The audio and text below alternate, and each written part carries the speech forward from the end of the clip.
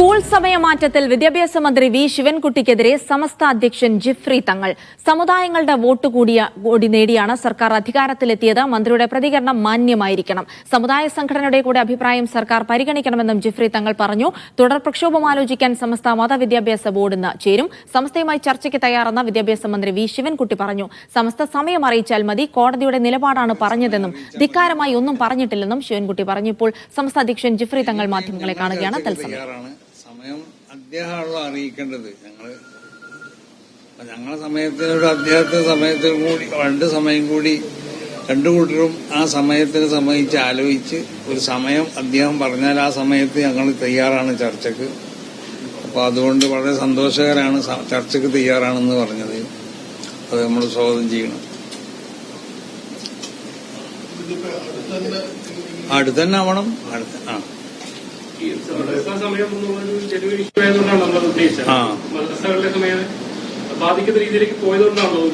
അതെ അതെ അതെ, അല്ലെങ്കിൽ ഉന്നയിക്കൂലല്ലോ.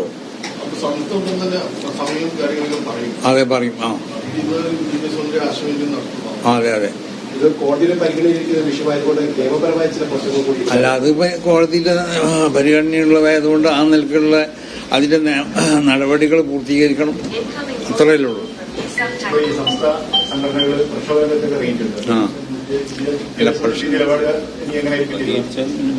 അല്ല, പ്രക്ഷോഭം എന്ന് പറഞ്ഞാൽ ഇനിയിപ്പോ ചർച്ചക്ക് വിളിച്ചതുകൊണ്ട് ചർച്ച ചെയ്തതിനു ശേഷമാണ് ഈ കാരണം ഇനി പ്രക്ഷോഭം. ചർച്ച അനുകൂലമല്ലെങ്കിൽ അല്ല, നിർത്തിവെക്കുക എന്നുള്ളതല്ല, ചർച്ചക്ക് തയ്യാറാണ്.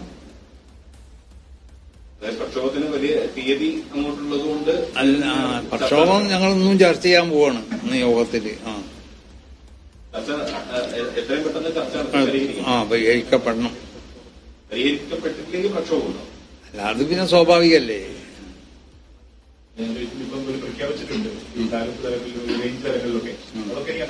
അല്ല, അതിപ്പോ ചർച്ചക്ക് വിളിക്കുന്നതിന് മുമ്പുള്ള തീരുമാനങ്ങളുള്ളതൊക്കെ ചർച്ചക്ക് വിളിച്ചാൽ നമ്മളും പിന്നെ മാന്യമായിട്ടല്ലേ ഇടപെടാൻ പാടുള്ളൂ.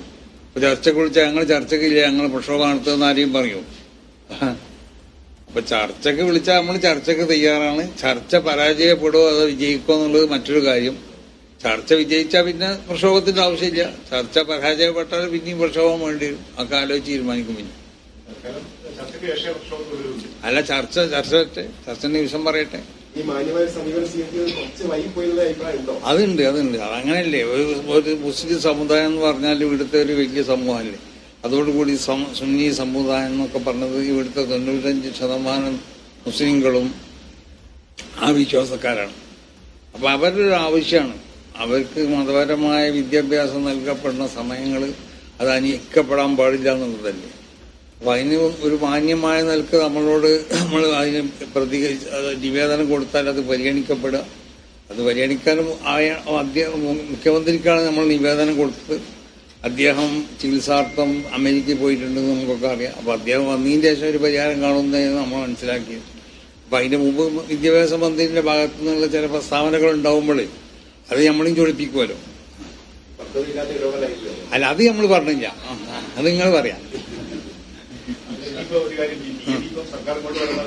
അല്ല, അയാളുടെ സമയം വിലപ്പെട്ടതല്ലേ, നമ്മളെ സമയം പോലെ തന്നെ. അപ്പൊ അയാളോട് പറഞ്ഞല്ലോ സമയം.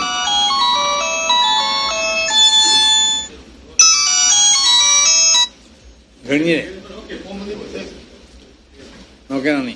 യെസ്, ജിഫ്രി മുത്തുക്കോയ തങ്ങൾ മാധ്യമങ്ങളെ കണ്ടപ്പോൾ നിലപാടാണ് പറഞ്ഞത്. നേരത്തെ വിദ്യാഭ്യാസ മന്ത്രി വി ശിവൻകുട്ടി സമസ്തയുമായി ചർച്ചയ്ക്ക് തയ്യാറാണെന്നുള്ള കാര്യം കൂടി അറിയിച്ചിരുന്നു. സമസ്ത സമയം അറിയിച്ചാൽ മതി. നേരത്തെ പറഞ്ഞത് കോടതിയുടെ നിലപാടാണ്, ധിക്കാരപരമായി ഒന്നും പറഞ്ഞിട്ടില്ല എന്നുകൂടിയാണ് വി ശിവൻകുട്ടി പ്രതികരിച്ചത്.